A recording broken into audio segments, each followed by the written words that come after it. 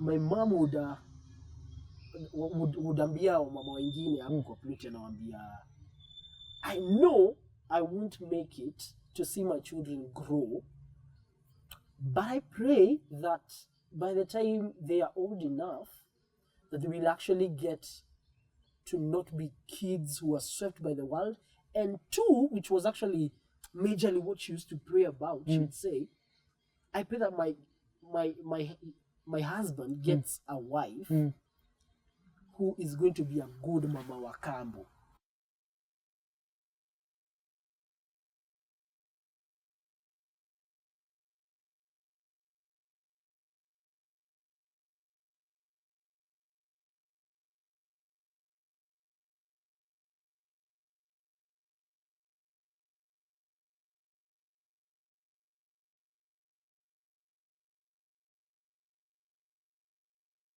Well, a very, very warm welcome to the Goldmine Show. As always, very excited just to bring this show to you. We know and we see you as a goldmine, and we will never tire just to remind you that there is greatness on the inside of you. We'll spare no effort. We'll bring guys on set that keep challenging and encouraging you with their journeys to the greatness that they truly see you also becoming. Follow us on the Goldmine Show on Facebook, on Instagram, as well as on YouTube, my friend. Remember just to subscribe on this show as well. Today's guest is an amazing man. He's an amazing man that you've seen him on your screens, my friend. Okitaka Kalingala. Yeah, my friend. Man, he's doing an amazing job. None other than my good friend, Sam Kaguora. Hey. Is how? Good to see you, Baba. Hey, good to be in your scenery. Karibu, man. Good to see you too. Hey, good to Man, he's an actor, he's a filmmaker, he's a graphic designer. He is all of that and more, man. So good to have you, man. Kufurahia nayo. You coming here? Let me tell you. Yes, sir. Before I came here, Right. I was telling my wife. Yep. Penye naenda. Yeah. As in the energy there. Yep. That guy has energy on steroids. But you know, when I see you also doing that thing with mother-in-law, my friend, on the safari, come on. Yeah. You got it, man. I know. So good to have you, man. Thank you so much. I'm so happy and honored to be here. Right. Ninafurahia sana. Kabisa, man. And you know, you inspire many people. And that's really the gist of it, man. Because guys who are interested in film making, man, uko ndani yake. When it goes to graphic designer, iko ndani yake. When it goes to endorsement of staff, my friend, we're seeing you there, man. But before we go there, man, who is this Sam guy who is in all art sports, man? Huko. What? In fact, let's begin there. When did you discover this art stuff and just decided this is you? This is me. Yep. Well, my journey started nikiwa. Let me start from where I grew up. Go ahead, man. Let's go there. When I grew up, partly town. Right. Unajua ushago town ni Nairobi. Right. So partly nimegrow Nairobi. Right. And partly the bigger chunk nimegrow ushago. Right. So I was born in Kaguora, but please say to Riruta. Let me just say Riruta. Right. I feel like Riruta is not as famous as Ngwaru is. Hey, but it's a big name, man. Riruta is not a small name, you guys. It is a big name. Yeah, it's a big name. Right. That's where I was born. Right. Na nikagrow mpaka when I was 10. Right. So when I was 10, I lost my mom. Sorry, man. So when I lost my mom, thank you. Yeah. We had to relocate to Limuru where the roots are. Correct. So mimi nikikuwa Nairobi. By any chance, are you calling Limuru Ushago? That's my Ushago. That's you guy, bana. Don't bring insults on set, bana. Limuru is Nairobi, bana. You guy. You guy, bana. We take a plan to go Shags, my friend. Let's discuss that after. Okay, maybe let me change. What you see Limuru kwetu ni roho ya Rawaboko. Does that make it Ushago? Yeah, maybe that's closer there. All right. Watu wa Kenya Wori. Yeah. Niko hapa. Kabisa, man. Wakilisha hii. Seti ni TBT. Yeah. Seti ni TBT. Funny thing, nikaendaga Seti some time back. Right. Just to check the way it was. Correct. And I was so surprised it may change. Yep. Jukitambo, I remember us growing, because the memories I have of my mom, it's when we are there. Yep. And my mom was a very big pillar of my maybe molding me. Right. Sizi sema alikuwa amesha tap kujua how my creative side was, as you're asking. Right. but I felt like she was more of the foundation. Right. The foundation. Right. Ya kunisaidia. Because my mama alikuwa wale wa nguo daihu, wale nguo all the way down. All the way down. All the way down, right. With pleats. Right. Zimeenda hivyo right. around. Right. Kitamba iko inatoka kwa kichwa. Yep. But the thing is, my mom was very prayerful. But then where I grew up, we used to call that Marivi. Marivi. Right. You know, right. Marivi, racist. Right. Racist, you know. Racist. Yeah. So she had the racist go. And she was prayerful. She was very prayerful. Right. I remember she had a heart disease. Right. And mara mingi tulikuwa tuonani sana because she would go to Kenyatta on and off. Right. On and off. Would be admitted in there. Yes. Right. Yes. And at a young age, nearly have experience not so much with my mom. Right. Because of that absence, sometimes presence. Yep. So I ended up even being brought up by relatives. Right. Because now her sister would have to come home. Right. And Atulea. Right. And all that. Right. So I would say I'm more of a community kid. Raised by the community. I was raised by the community. Right. Kinda. Because now my dad is working. Yep. Sometimes I go on and off. Right. So mama alikuwa ananiombeanga sana. Right. Even my sister. Right. Right. And my mom would say, are you the older sibling? Yes, I am. Okay. All right. Of course, you can see pressure. Pressure. Firstborn. Yeah. You've gone through it. I've gone through it. Right. So my mom used to pray and say, Mungu saidia watoto wangu wasiai. I know it in Kikuyu. Go ahead. Say. Matikana kuone maudu mali. Right. So let the worldly life not sweep them over. Not sweep them over. Right. So I feel like that was more of a foundation that is placed. Right. That was placed there in prayer. Right. And I can say how many years after, because I just turned 30. I'm turning 32 this year. Yep. She passed away when I was 10. Right. So that's so 20 years later. 20 years past. Right. So I still can see her prayer work. Right.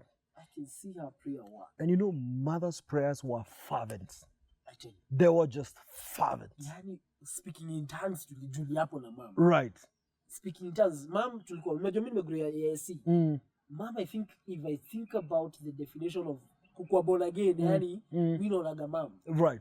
It's never Buddha to nini. I think it should be different dads. Right. We must be, by the way. We must be. Yep. So mom. Yep. Mom nakumbuka tukiendaga ASC ya Ungwaro. One of the things nilikuwa na hate ni akipatana na mama mwingine kwa barabara. So my mom akipatanaga na mama mwingine ameokoka. Yes. They would actually meet. Right. Like the first 5 minutes is a testimony. Testimonies. And I'm small. So me, I'm standing there. I don't even get it because Kikuyu for me ilikuwaga inapita tu. Right. Okay, I would hear, but I wouldn't understand. Right. Yeah. So right. Because those are different things. Let me usikia Chinese. Understand do I understand. Usikia Chinese. Usikia Chinese. Wakisema honcho sio hata umesikia. Sasa una act kama kuunderstand story ingine. Hata kijana musikia kuunderstand ndio. Ni vitu mbili tofauti. Kusikia anyone can hear anything. Yeah. So mimi ningesikia Kikuyu and I would understand right. what speaking. Right. So they would give all those testimonies, hey, how have you been? And walikuwa Sunday pamoja. Me, I wouldn't get it. Right. So wanaongea testimony. Hii umetoka wapi? Mimi nimetoka mahali fulani. Right. Mungu amekuwa faithful. Right. For like 5 minutes about testimony. Yep. Just when amemaliza unafikiria ni hivyo, huyu mwingine anaanza. Another 5 minutes. 10 minutes inaisha hivyo. So this is where I've seen my mom in Christianity. Right. And her devotion to God. Right. Niliona sana. Ilikuwa real. And her prayer to us. I remember because I think alikuwa amefika level whereby alikuwa ameona hata make it. And so tukiwa seti, I'm sure umeenda seti. Kabisa. I don't know whether it has changed from when I was last. Right. But si tulikuwaga tuko nyuma ya tuduka tuko huko. Huko sisi kuna tuduka hivyo kuna nyanya then just behind kuna the ploties. Yes. So my mom would ambia mama wengine hapo kwa plot anawaambia I know I won't make it to see my children grow, but I pray that by the time they are old enough that they will actually get to not be kids who are swept by the world. And 2, which was actually majorly what she used to pray about, she would say, I pray that my husband gets a wife who is going to be a good mama wa kambo to her children. And then other women in the plot would ask her, mbona unasema hivyo Mama Sami? And she'd be like, it's because I say I won't be there when these kids are born. And I've read so much about Mama Wakambos, how bad they are, and how they mistreat kids. Right. And actually, she would even tell us those stories. You're just less than 10 years at the time. I am less than 10, and she would tell me, you have to be a very good boy, because I was very naughty. I'll count to that. I was very naughty. Right. So ikafika level, and she was like, I pray that you get a good mother. Right. And I'll tell you for a fact, every prayer mama limeke yenye nakumbuka, because again I was young. It has come to me. Right. It has come to me. I had to change my character because alikuwa nikalia sana ni change behavior yangu. There's one point nikiwa yanga nilikatakata mtoto wa jirani na wembe. Zinuka chukua wembe ukakata mtu. Kwanza alikuwa ka light skin. Light skin na jirani atoku na sports huko kuhusu. I hope hauna daga kwa mfuko sasa hiyo. Okay. So, all right. So we're safe now. We're okay. Totally. All right. Totally. Fantastic. So I remember when I did that, I was put behind bars by my mom. At what age? Possibly hapo around. Siwezi kumbuka hapo. Maybe class 2, class 1. Nikarushwa behind bars, si jela. Kwa keja. Bars zilikuwa gadirisha. Mimi ni wale watu walikuwa wanakaa hivi kwa dirisha, watu wengine wanacheza. Nilikuwa na baibano. Unawacheki tu. Nilikuwa na baibano napatia mtu mwingine anichezee. Bora rules ni mimi natoa. Ndo karudi dinch. Alafu namwambia nichezee. Akimaliza na bano napatia bano, lakini niko kwa dirisha. Juu uko jela wewe. Juu mimi nikitoka hivyo ama wanifungulie, ama sometimes wananifungulia na cheza kidogo narudi. But anyway, let me jump to the point where the question was about my art. But even before you go there, man, I mean, it must have been very difficult just listening to your mom say those words to you. It must be every child's ambition and desire just to have their parents all the way. See, like even today, man, you're an accomplished guy in your space, and you'd have loved your mom to watch all of this. Yes. What was that moment like? I mean, you and mom just having those conversations that she's saying, I pray you get a good mother, I pray. I remember, what do you remember of that? I remember because my sister was younger. My sister nimemwacha na miaka 5. She would tell me that now I'm a firstborn. I remember her repeating when we were talking about being firstborns. Right. I remember her telling me clearly, Sam, you're a firstborn. Right. And you need to become a firstborn and become a man. Right. And you've been told that at 3, that you need to take care of your sister. Yep. Because Mama Wakambos are bad. And me, I'm like, Mama Wakambo ni nini? Me, the first time I had Mama Wakambo, I had it from my mom. Right. So I'm like... and you don't quite get even Mama Kambo means what? Yes. So she had to tell me a story of kulikuwa na story ya Mama Wakambo, akapata mtoto, alafu amepanga, akapata mtoto, mama bwana yake alikuwa na mtoto na bibi wa kwanza, so she wanted to go kill. These are stories my mom is telling me. I think she was telling them innocently and wanting me to understand that I needed to man up and become not a naughty boy. Right. So she told me this story and I still remember that Mama Wakambo went and she wanted to kill this other child.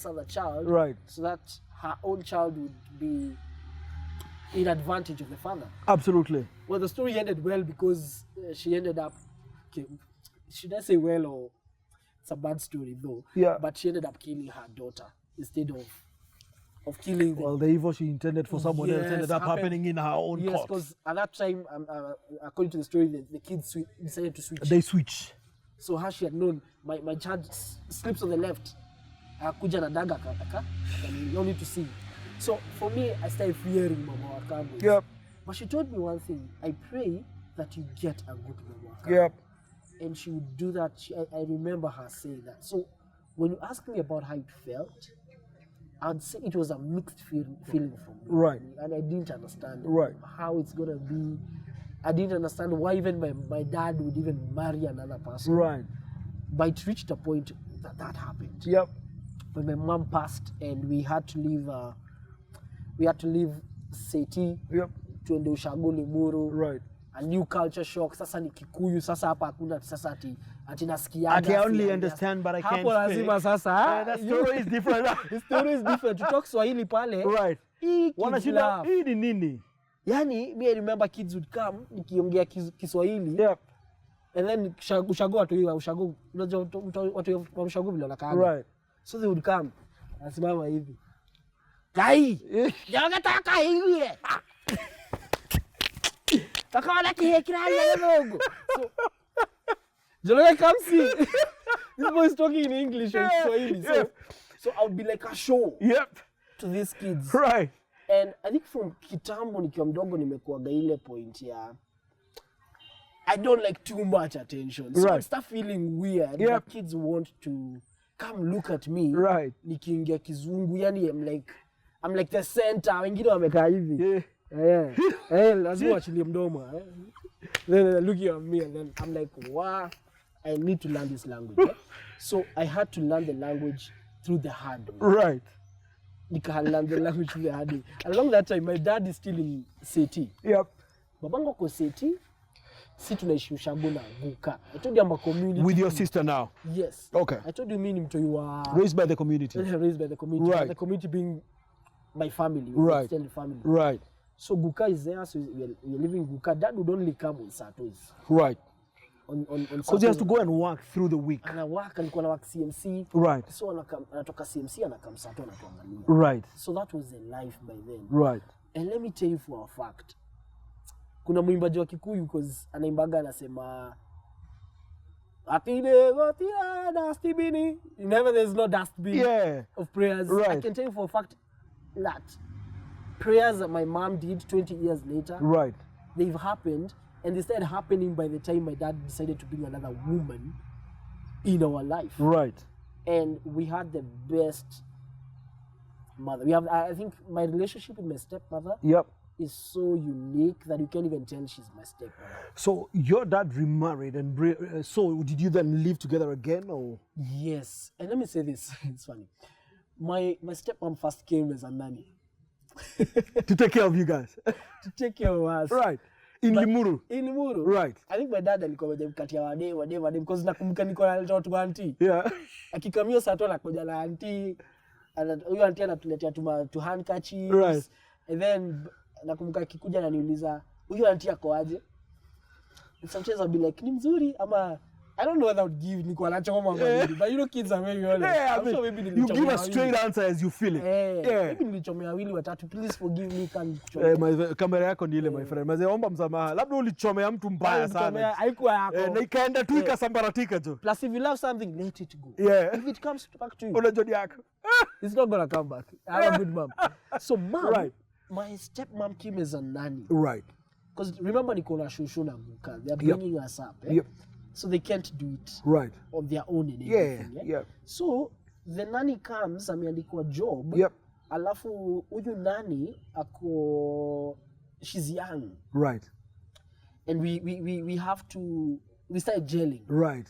So Miss Diona mtu mkubwa anafanya tu games tour, anataka tucheze na yeye that week. Right.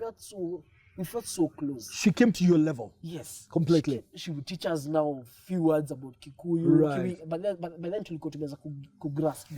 Yep. Because tumekaka by then.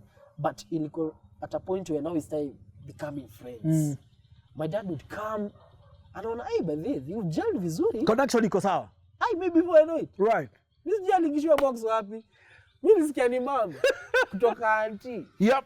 Ukashindwa kumebadilika. Yeah. And I can say for a fact. And you didn't have a problem with it because you had already built a relationship now. I had built. And your sister was okay. Yes. Right. And my dad called us. Yep. Tukiwa kwa sito, Guka ameenda melala. Yep. So tumeachwa pale, we would wait for dad until I come. Right. And she would stay with us. Right. And then akakuja akatuambia, "No, I've been thinking about this auntie. Right. If she can be your mom." Right. Whew. I was like, but at first I am big, but then again this is different. Right. Me, I know her as a nanny. Right. How does she become my mom again? Right. But the funny thing How old were you at this time?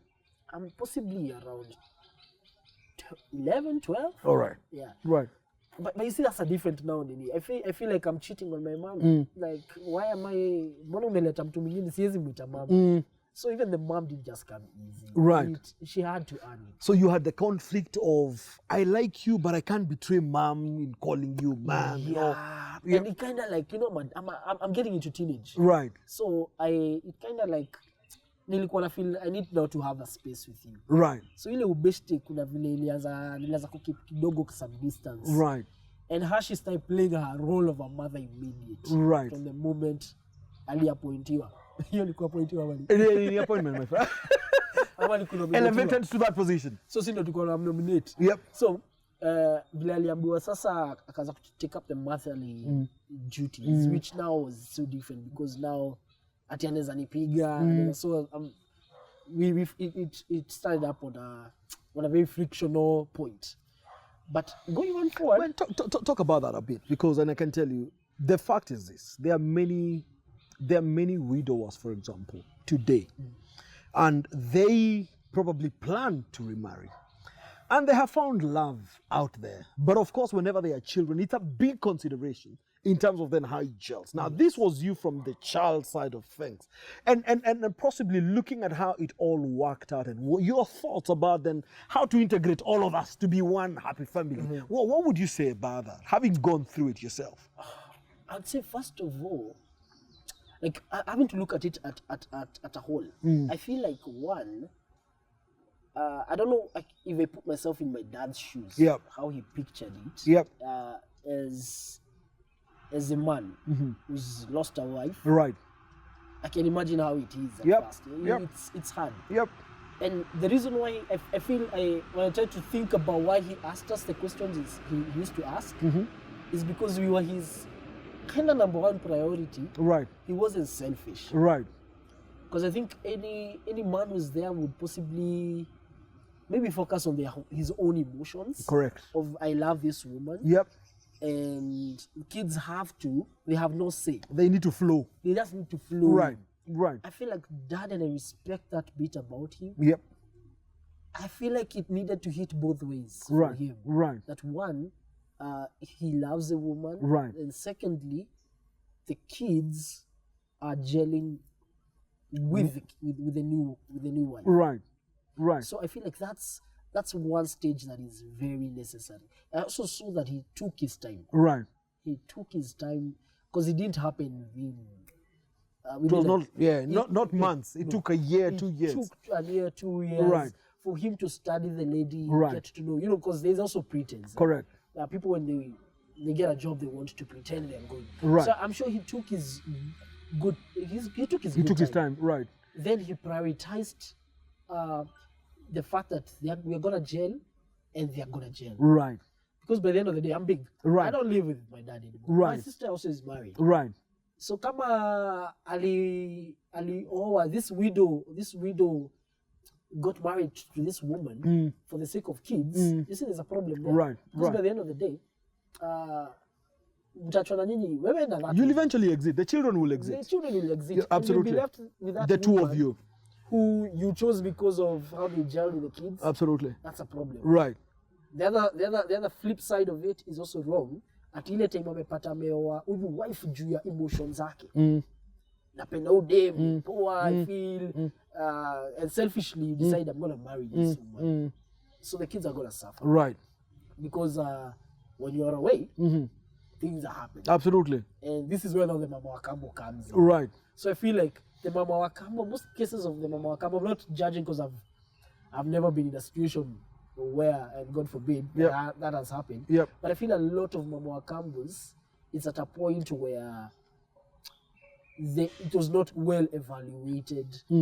Things were not well evaluated. I know things can happen in marriage that would lead to that, but possibly maybe aliconsider yeye mwenye feelings zake, akufikiria huyu Mama Wakambo atadilaje this new wife. I don't know. I have a thing about Mama Wakambo. I feel like it's because I even calling my mom stepmom, I feel it's a bit off. Right. So, but for this case, let me just say that the stepwife and the stepmother needs to have a certain relationship with the kids. Yep.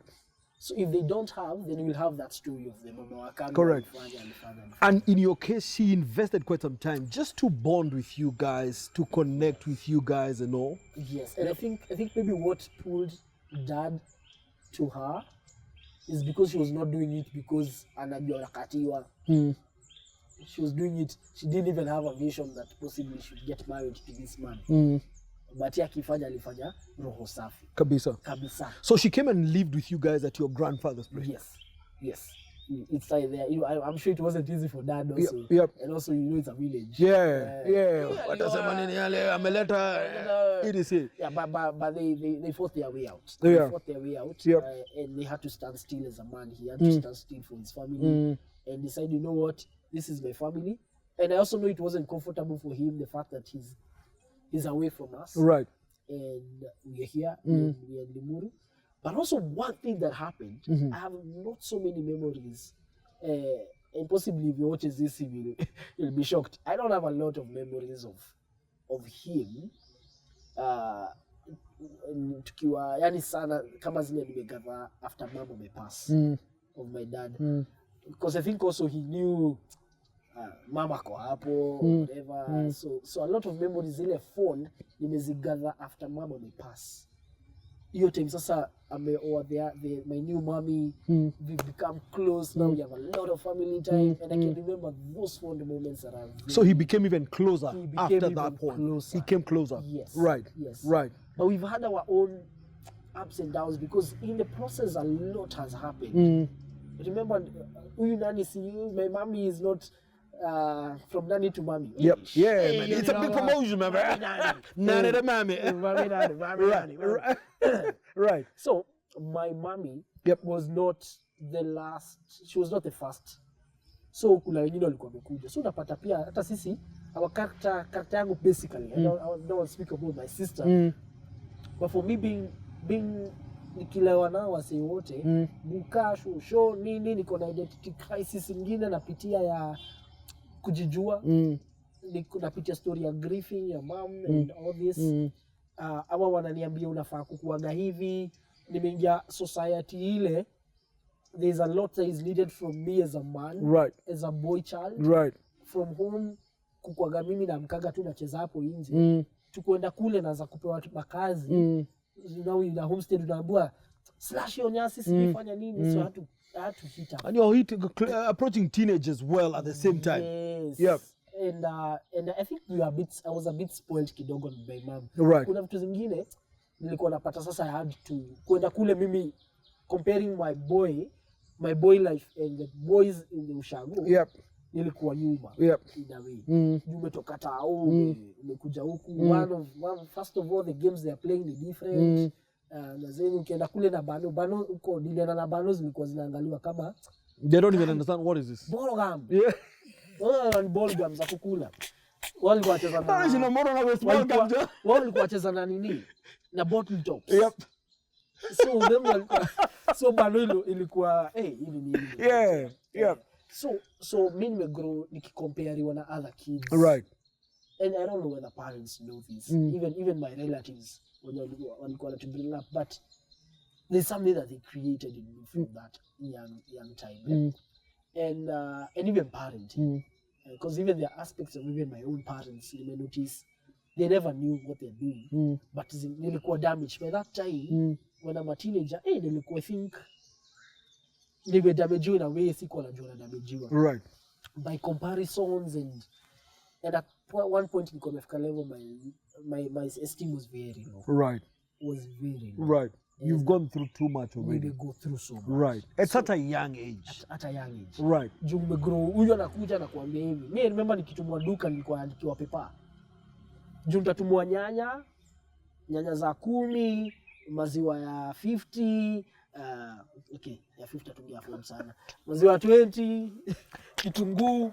But funny thing, I don't know. Mimi nilikuwa naenda na ni breakfast. Na nimetumwa breakfast memory. Mimi nikirudi nimekuja kitu na kasapa. Naulizwa, nimekuja badala sukari nimekuja mchele. Naulizwa mchele na sukari. Ulitumwa na nani mambo ya mchele? Right. So now you're battling all these things. You have a new home, new family setup. You have a new mom, spending more time with dad and all of that stuff. Your sister in the meantime, all good now. Yes.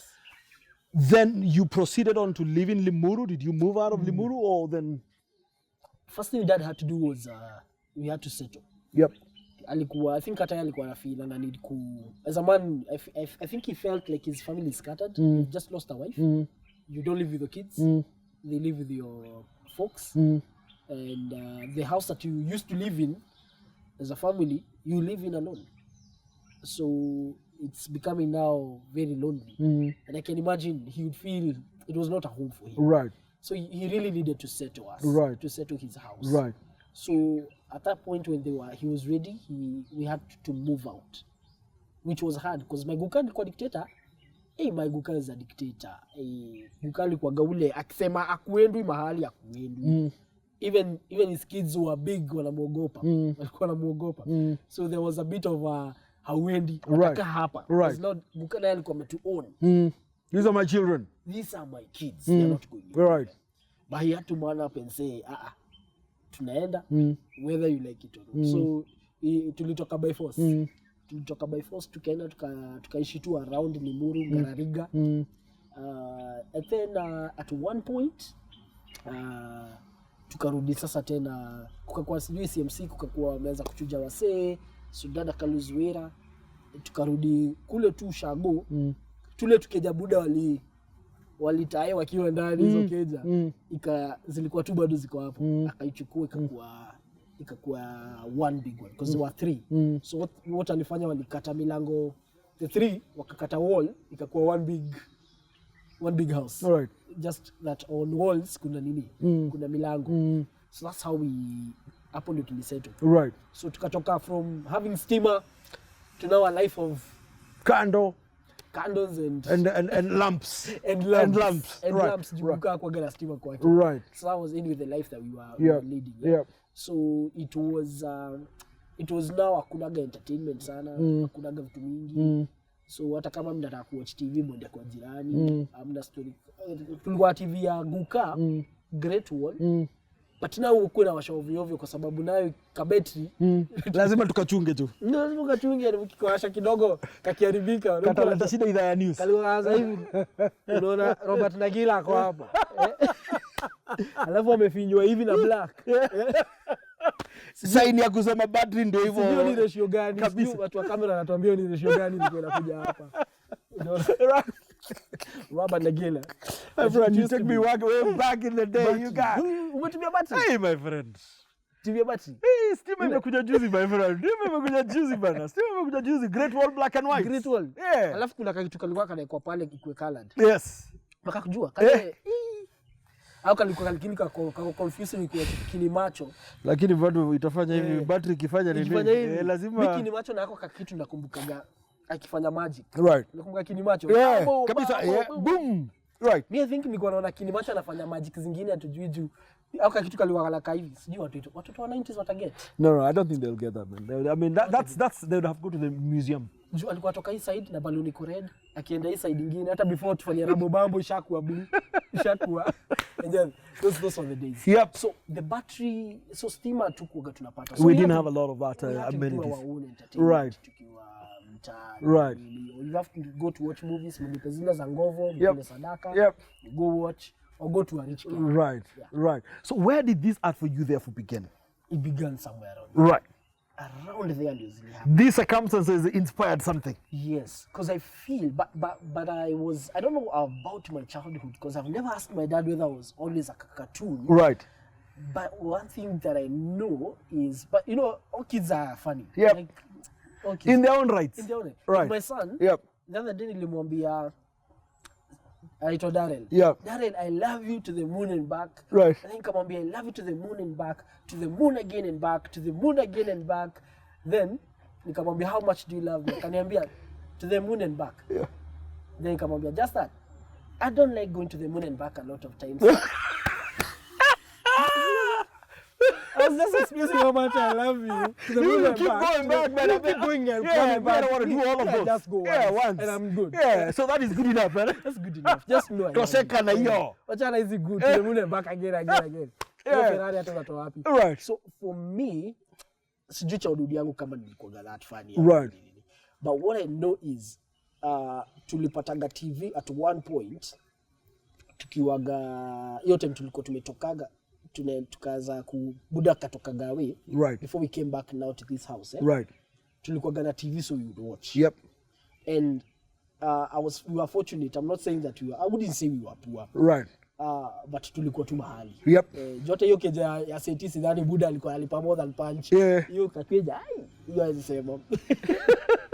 But we were there, we were surviving. I wouldn't say we ever stayed hungry. Right. So tukiwa tu pale, I would watch Ridiculous. Right. And when I watched Ridiculous, I think for me that's when I realized there's something in me. Right. And that's when people started realizing. Right. So mingi watch Ridiculous. The same way wase walikuwa na watch Reso mnafika Monday shule. Yep. Ama weno, Reso kwa kuja weno. Yep. Tuesday. Yep. And then waze kupenda story ya shule ndio hiyo story unageana. juu wale wase wana TV. Right. Niwaambie Jana kalishika. So mimi ilikuwaga Ridiculous ilikuwa kuja Sunday. Monday. Me, I'll tell you, Sunday nilikuwa na hivi na book. I write the jokes, I cram. Because Monday mimi ndo napeana story. Lazima utisha watu shule. So and remember I have a low self-esteem. So it's me trying to fight out for attention. As much as I don't like too much attention. It became part of how you deal with your esteem challenge. Yes, I have to look for a small attention. Right. To where nitajulikana. Right. So Ridiculous ikikam, nilikuwa naandika kina Kajeru akichange nyimbo ningekram. Ndio kesho nikuje niseme hiyo ngoma. Ya Kajeru. And you're the first to sing the song in school. Yes. Yeah. Na nitakuja nikika practice mpaka nifike shule. Yep. So Ridiculous when it would happen, ningekuja naanza kupea assist story. And then I would have other guys who also are fans of Ridiculous. Yep. And we start saying, ulicheki Ridiculous jana. Moya alikuja akasema na hiyo ni maendeleo. And then the other guy would say something. Tukaanza kufanya hivyo. Right. Before we know it, Mazemi can pull a good Moi. You are now even doing it better than the guy who was there. Right. I'm in class 4. In Limuru still. Right. At this time niko kitu class 4. Right. Manze naweza pull Moi vizuri. Right. Niko hapo class 4, class 6 I think. Right. Siwezi kumbuka vizuri. Mahali hapo. Yep. And then I can pull Moi. Yep. Could do wakileta a new character Kamodho nini. Then we started thinking hiyo time tunafanya hivyo tukaanza kufanya skits bila sikujua. Right. Niko Raima nimeanza the reason I'm saying I wouldn't say we were poor. Yep. Raima mimi nimesomea private. Right. Niko Furaha Private Wow. School. All right. And it's still there. Right. So tumeenda huko though ikai private. Niko inakaa private. Lakini ni private. Lakini private. Yes. Lakini ukiangalia it's all right. It's not private. Ilikuwa ina bond. Yeah. But tulikuwa tunafunzwa kizungu poa kule. Kizungu ile ya mi is godhie is kodho is ndio kizungu. But tulikuwa tuna manage tu. So mimi nimeenda kutoa hizo jokes. Besti yangu anafanya Kamodho, mimi nafanya nini? Mwalimu wa GHC alikuwa aitwa Mr. Njoroge. Staff room juni classes ambao ilikuwa too close to our nini. Akakuja na tulikuwa tunamuogopa sana. Akakuja akasema, who is that imitating the president? Kamenuka. Nani wa GHC? Kamenuka. Geography, history, and civics. Haizitaka mambo ya ulikuwa unaonekana wakigina serikali. So mimi niko zile za it's not me. Yep. So we thought he's gonna beat us. Right. Funny thing, he was proud. Wasi akapoint tukaanza kusema ni nani hadi akasema kwa hash. I want to know right now who was talking that? Like boy. Right. Nikapointiwa. Hayo kajua mimi kamiisha. Kwisha. Sasa mimi ile vitantaono akaniambia hebu do it again. Nasema na hiyo ni maendeleo. Nasema nikiogopa. Yeah. He laughs. He calls people from staff room, other teachers. Come and watch this kid. Hebu come watch this kid. Right. So we had nikapeleka kwa staff room. Right. Niseme tu na hiyo ni maendeleo. Right. So now I enjoy mbaya. Ikakuwa ni maendeleo right. yangu. And you've never looked back. Maendeleo ikakuwa hapo. So before I know it kukaanza kukua na activity shule za drama nini. Then I became a clown, a class clown, imitating teachers. Mwalimu akiingia unakuja unamitate. Guys are laughing. Then again, during that time I was also drawing maps in class, so that led to my graphic designer, which now I am today. Right. So nikiwa hapo ndio tukafanya hata competition. Yep. Nikijifanya boy, I used to put duct tape here. Ndio kama ile pengo ile. Right. nini, Right. tafuta rungu ya Masai, Right. tuna nini. Full regalia. Nakumbuka suti yangu hiyo time nilipewa na mtoto wa mwenye shule. Yep. Suti ilikuwa shine, ilikuwa inakaa metani. Right. So